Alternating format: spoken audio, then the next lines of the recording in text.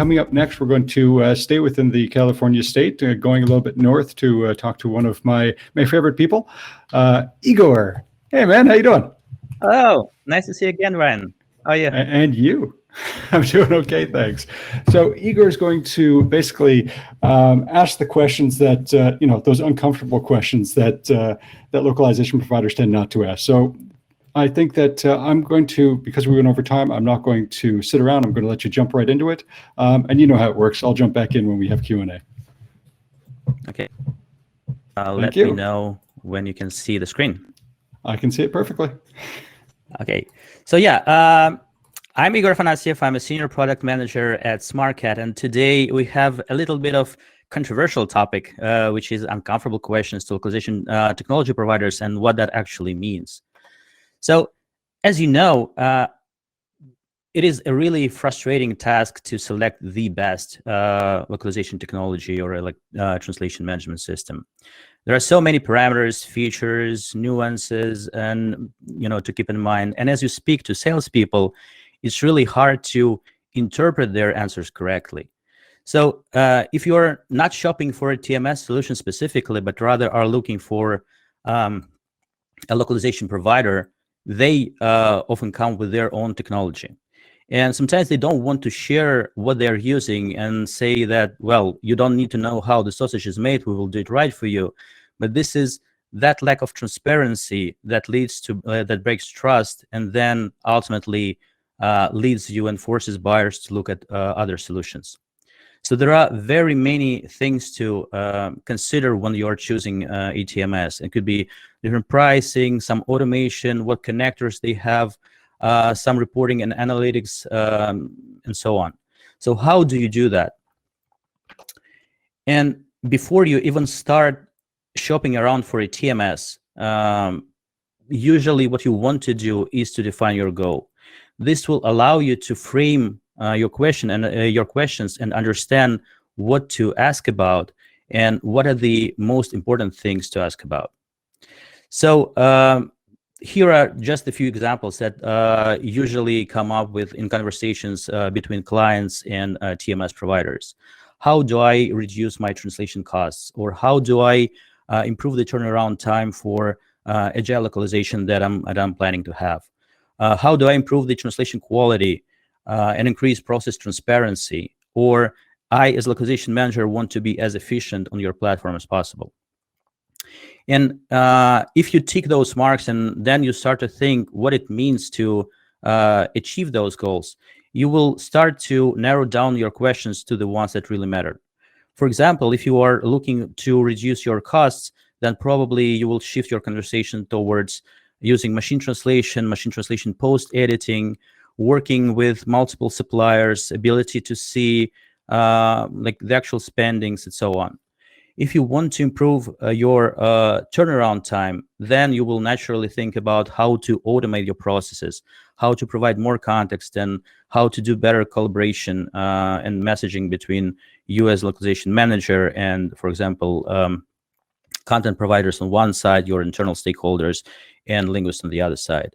If you want to improve your quality, again, it will be topics of measuring quality, what QA checks does and what are the linguistic tools that the platform provides, glossaries, placeholders, all that stuff. So it really helps to understand what you're actually after, and then go back to the supplier.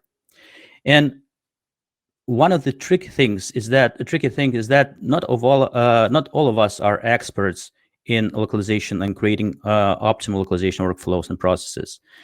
And we're not experts in TMS solutions either. So this is why it's important to actually share goals and pain points with the provider. So this, again, allows you to have a much better understanding of what the platform provides. And then those open questions give you really valuable input and insights. So you actually get some real good advice for free. But here's one trick.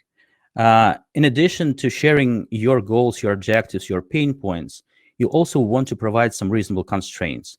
And it could be some time frames or a certain budget.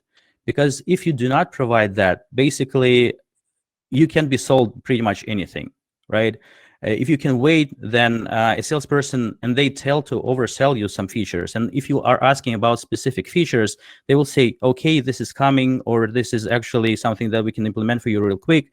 But if you are framing your questions in a way that you provide time budget or monetary budget, then you can see how your discussion becomes more, like down to earth, more real, and you will see what the platform actually provides.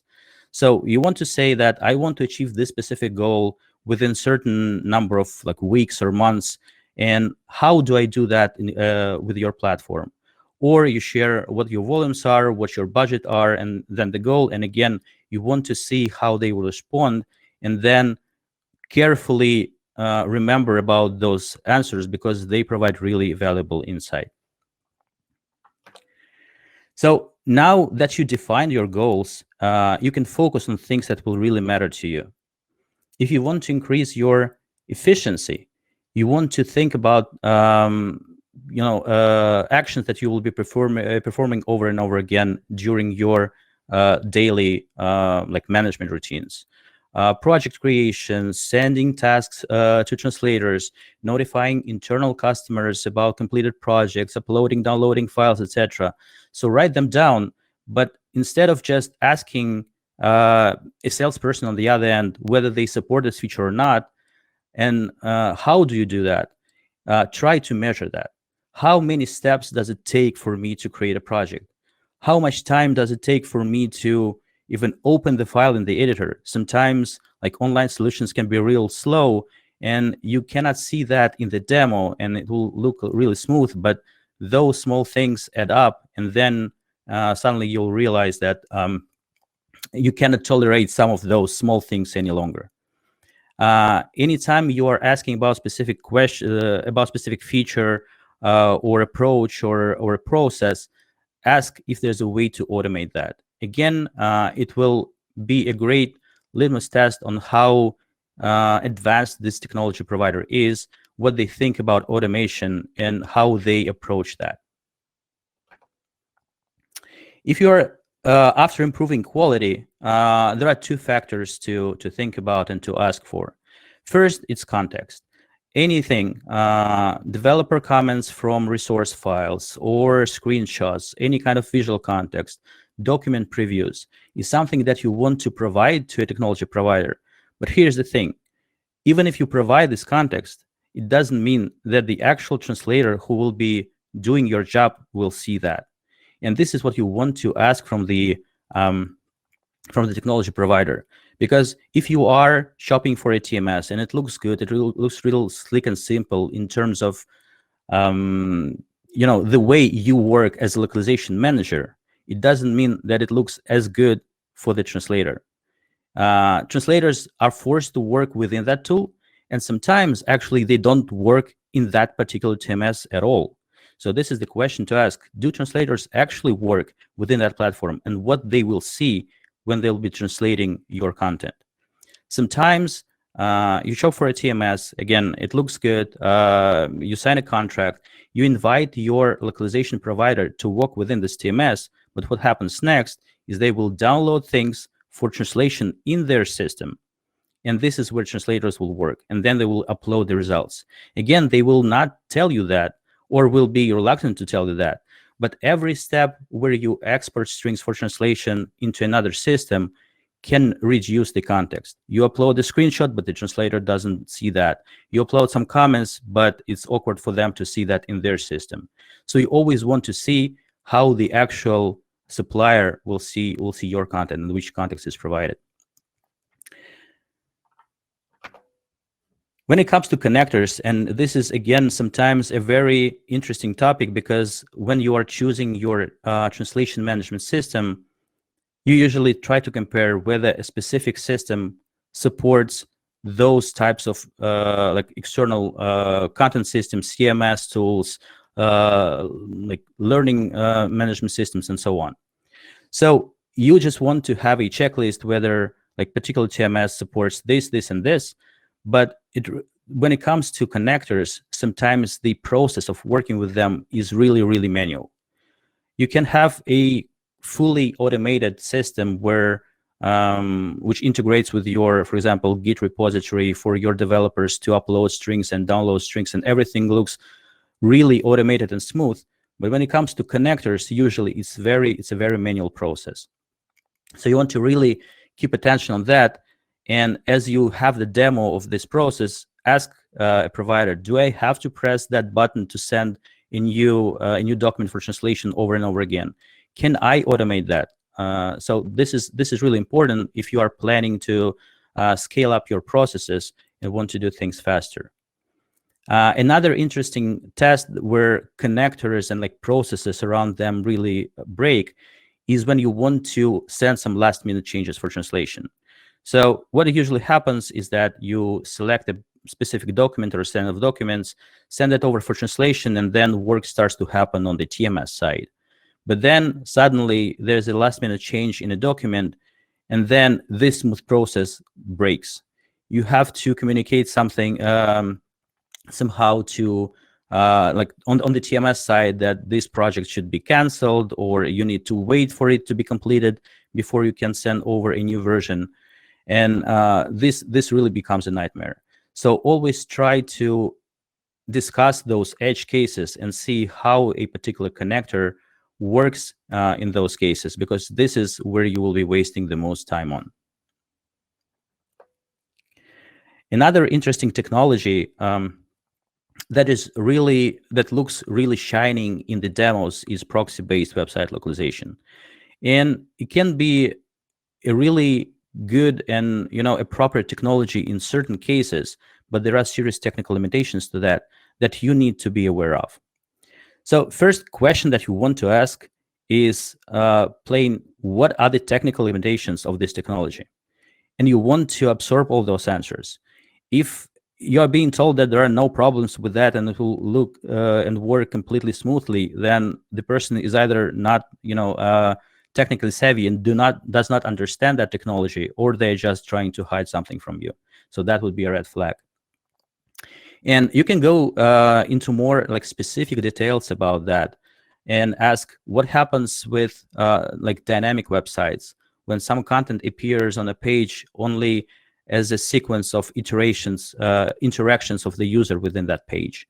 So how do you make sure that everything is translated?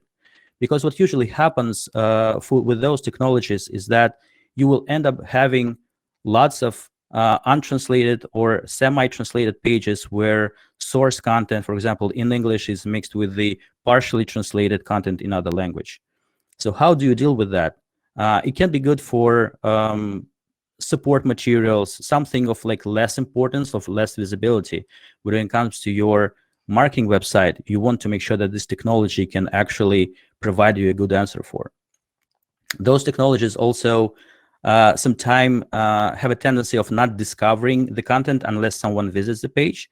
So what happens is that when you are publishing the page, you need to publish it first in one language, then visit that page, and then an external connector that like this proxy-based solution can determine that this is a new page, and in that time it only needs to be sent for translation. But then it will take some time till the translations get back, especially if you're not using like machine translation and have some humans to look at the strings.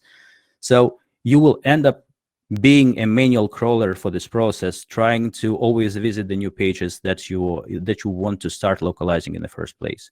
So these are the questions that you want to ask from the provider. And when you are shopping for a solution which includes that proxy-based website localization, really get down into technical details and understand how your life with that solution will be. Another topic, and this is a favorite of mine, is continuous localization. Well, continuous localization is a buzzword nowadays. Sometimes clients come to technology providers and ask for continuous localization without quite understanding what this is. Sometimes they are being sold continuous localization. And again, people who are selling that can mean pretty much anything by this term.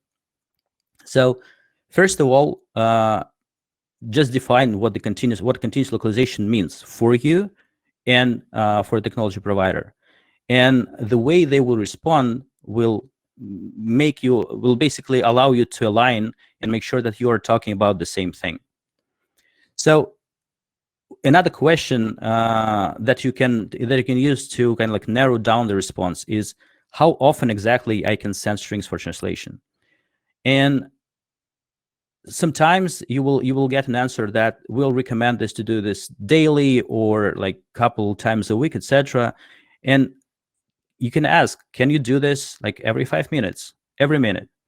And if the answer will be no, or why would you want to do that, this means that technology by itself is not ready.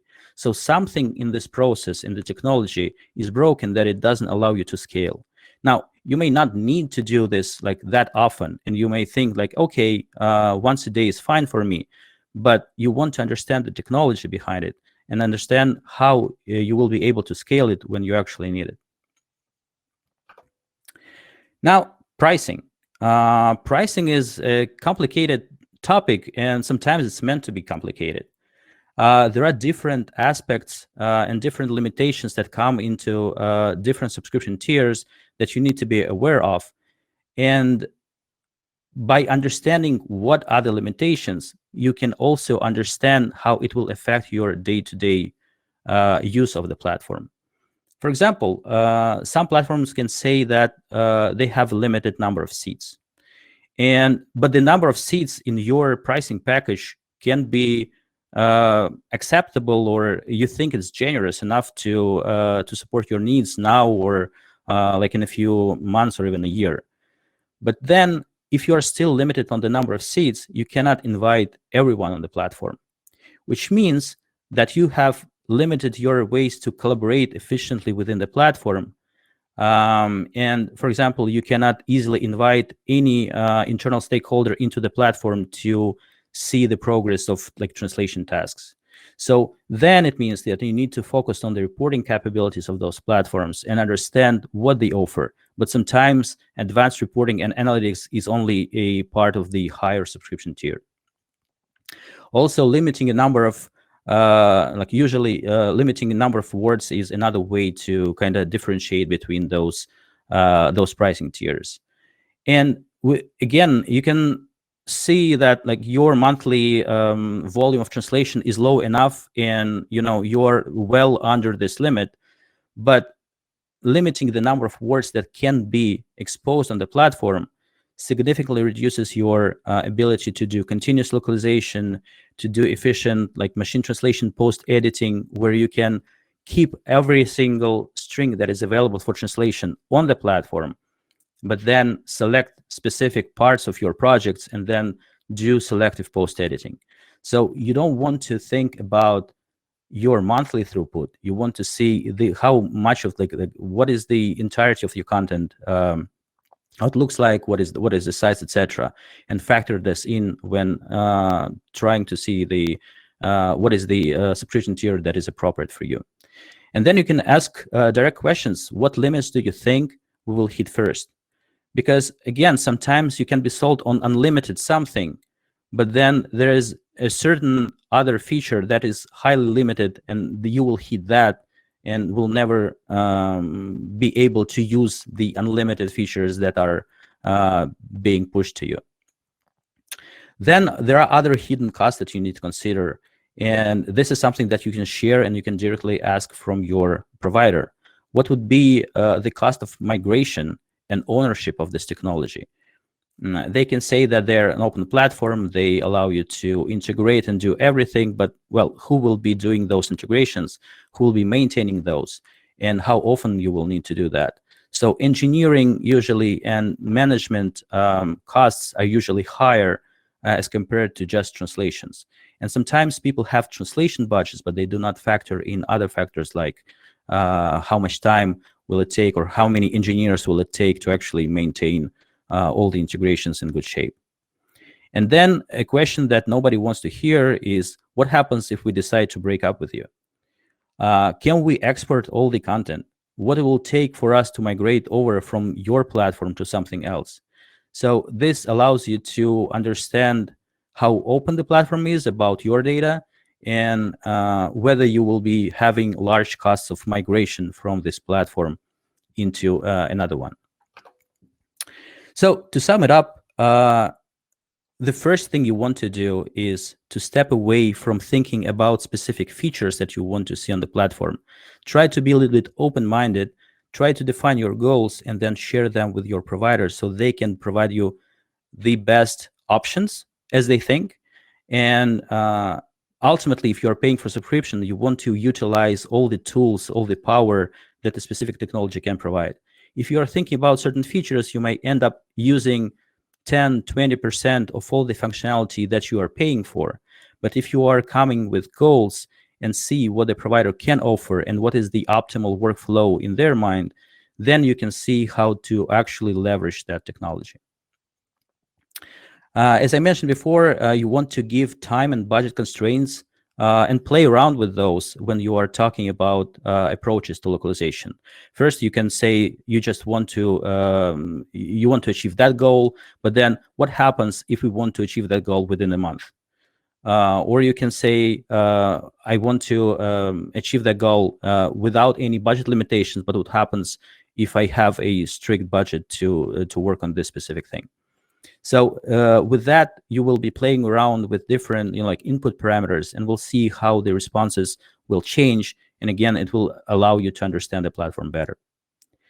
This is something that I mentioned quite a few times now, but always ask open-ended questions, because open-ended questions give you much better insights. And after shopping around for different TMS and working with multiple people, you will be a better person in terms of like a better localization manager. You will better understand the approaches to localization, the technologies, and how to leverage them. And now, whenever you are talking about specific features, try to measure them.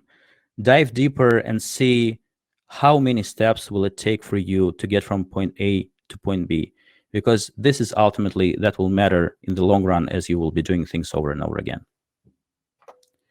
So that concludes my presentation. And by the way, today I want to share that I will be giving that book for you, which is Humor Seriously. And I bet Brian will love that book as well, because that's something that he works and lives by. So welcome. Thank you for the presentation, Igor. That was fantastic. And as I suspected, there are questions for you. A lot of questions. I think you'll be able to provide some great insight too. And if we move to the first one, I think this one has the most upvotes. So, question about an uncomfortable question. How do I approach a localization provider if I have concerns regarding their ethical policy, the rates they provide versus the salary they pay? Or I assume the rates they pay to external providers, if it's the case. Sorry, can you repeat that? I just lost the first bit. No problem. A question about an uncomfortable question. How do I approach a localization provider if I have concerns regarding their ethical policy? Example, the rate they provide versus the salary they pay. That's an interesting one. I don't think you will ever get an honest answer to that, right? So my answer would be basically to pick the technology that allows you to control that. For example, like machine translation, like giving, maybe it's not exact answer to this particular one, but sometimes a provider can say that they will be not using machine translation, but they will, and everybody does. And you never know that. So if you are using a localization provider as a black box, you can never know what they will be doing.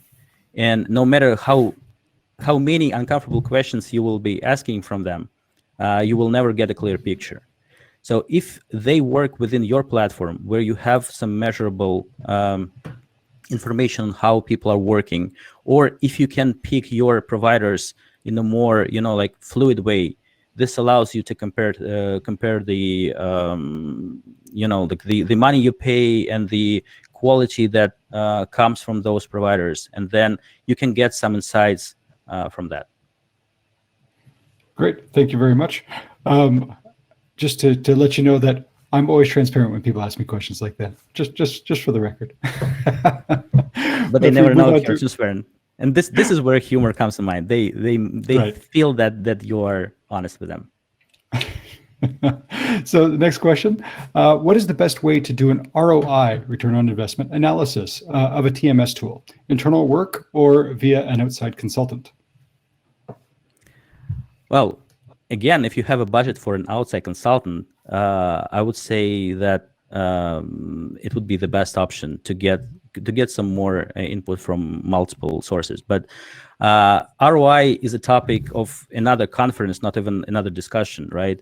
And it's always an elusive thing to actually get a definite answer to.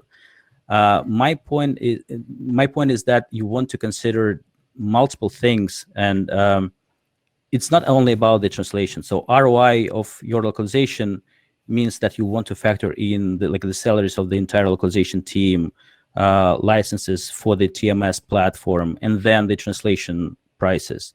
And translation can be sometimes a really small factor if you try to get this holistic picture. So having a platform that allows you to get proper insight on the money you spent on that platform is one of the key steps, and this is something that you're usually seeking from a technology. But then try to zoom out a little bit, and then in addition to that, try to see how much time you spent on that platform, who is working with the platform, how much, and basically this will give you the entire picture. Great advice, great insight. Thank you for that. Another question, can you provide examples, circumstances of when continuous localization is used? When it's used, well, it can be used pretty much anywhere. It's used rarely, and sometimes people who say, talk about continuous localization do not actually use that. So continuous localization is something that usually comes when you are trying to localize software, because this means tight content producing cycle and product release cycles, and you want to be an integral part of that. So continuous localization is something that happens in parallel with the development, and it's not tied to a release cycle. If you have a release cycle every 2 weeks, it doesn't mean that you want to do every 2 weeks localization every 2 weeks on a schedule, because it doesn't make it continuous. But if you can do this every hour within those 2-week release cycles, and before the release you already have everything fully translated, and quality assurance was done on multiple languages, then you have this continuous localization. And this goes back to my slide about connectors. You almost never get continuous localization with connectors. So if you want to have a pseudo continuous localization, you have to have a person that will continuously press some button, and I guess that's something that you want to avoid. Great, thank you for that. Next question is, what do you think the most frequently overlooked aspects by a company investing into a new TMS? I would say, again, context, I would say, is the topic that usually comes, people are always looking at improving the quality, but they do not understand how to achieve that, right? And they do not know what are the specific features that need to be implemented in order to provide enough context for translators. And again, sometimes they pick a right TMS, but when the actual translator works offline or outside of that solution, this is what they do not know about, and they do not understand. They never look at how the translator sees the UI, because the translation management system is sold not to translators, it's sold to localization managers. So you have a shiny picture on one side, and it can be pretty ugly on the other side. So look at what translators see, and you will get much better insight on whether they can provide you quality output. Great. So the 360 aspect, that's wonderful. Another question coming in, Konstantin asked which technology our industry needs currently, and if it's not there, if you had 12 months, for example, what would you develop? Okay. Going into a dream state here, yes. The ideal world. There are lots of things that that I believe are interesting to explore and make sense, right? First of all, the synergy between content creation and localization. 100%. Media localization is a huge thing, especially with with COVID, with distance learning, with like heavy like shift towards rich media, you want to be able to localize subtitles or like have nice pipelines for that where localization is built in. So I would say like synergy between content creation in various aspects and localization. Great. What are the other questions? This one, I'm not sure if they're asking you or with respect to Smartcat, but how much do you invest in localization? How much? Well, yeah. I'm actually not a localization manager, but I develop a TMS, and we use our TMS to localize our TMS. So it's kind of like a meta question. What I do specifically is as a person who is in charge of automation, basically, and understanding how our platform addresses the automation needs of our customers, our technology buyers. I invest my personal time to actually make sure that everything is automated and continuous, but I cannot tell about numbers. Perfect. That's a very honest answer. I appreciate that. Do you think you can go a bit more into detail with respect to the best localization workflow, in your opinion? For me, the best localization workflow is continuous localization for everything, and not only about like software strings, like product localization, but also about marketing. I believe that it's that we, as an industry, are able to get there. We're not there yet, but it's something that we try to internally like preach when it comes to localizing our internal content, being like marketing and product, and this is what we're trying to build with our platform. Okay. Do you think you can elaborate perhaps on the marketing aspect, on how to ensure continuous localization on the marketing side? Because I think we're all clear on the software side, right? Like it makes sense, but on a marketing side, you can just elaborate a little bit. Yeah. So a usual approach is that you go to a CMS, for example, right? And you want to translate a particular like topic or a page, and you select that or a bunch of pages and you send them over for translation, and this becomes a like manual, like isolated project or translation tasks. And then you need to wait for it to be completed and then import things back and then kind of like publish the changes. So the continuous localization for marketing content, the way I see that is that you have a way to automatically, like whenever you are done and like mark something as not draft, basically something that is ready for production, for publishing, or for localization, this is where it automatically gets published on the translation management system side. And all the translations that are happening are automatically integrated back into your CMS, so you can automatically deploy those changes as needed. So that's my ideal situation, where where content creators are working on one specific language, and then everything is seen on the TMS side, where you can efficiently manage your translation process, but then it all comes back into a multilingual site that nobody has like to manually press button to publish. Right.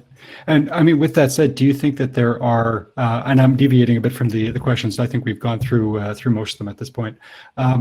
With respect to that type of flow, I mean, do you think that there's resistance in terms or difficulties even from LSPs and end clients to actually get that in place? Well, technology is not always there, right? Sometimes clients do not understand what the ideal process can be. Sometimes they are still thinking about those manual processes. This is what they ask from technology providers, and this is what they get. And everybody seems to be happy unless they feel that something is a little bit manual than what they expected, right? So yeah, it means that we, as an industry, we need to think about this. And well, technology is there. It's just, I think, making that mental shift towards, you know, dealing with that, with this continuous localization for marketing, and ability to provide those tools and educate the clients that this is a new way to do that, which actually saves you lots of money, because again, you must be factoring in the number of like steps or like button clicks or amount of time that you are spending as a part of the localization team to consistently, you know, like maintain that that solution. Perfect. Thank you. Thank you so much for the answers. We're at the fun part where you get to actually pick a person or a question that is, that you thought was the best, and we can then award that person with the book, Humor Seriously. So if you would actually go into the QA and select one of the questions. Okay, let me do that. We'll announce it momentarily. So, and just so you know, I think I will pick Kate with question about an uncomfortable question, because this was an uncomfortable question to me. I did not have an answer to that. So in the spirit of this talk, Kate, let me see, Kate Alec Koglu, that would be the winner. All right, there we go. Thank you very much for that. And I guess we're going to go into a break, in a few moments, but Igor, thank you so much. Always, very insightful. I appreciate the line of sight on all these topics, and I'll probably be hitting you up in the near future with a couple of questions of my own. So. Okay, sounds good. Thanks, everyone. Bye. Thank you, Igor.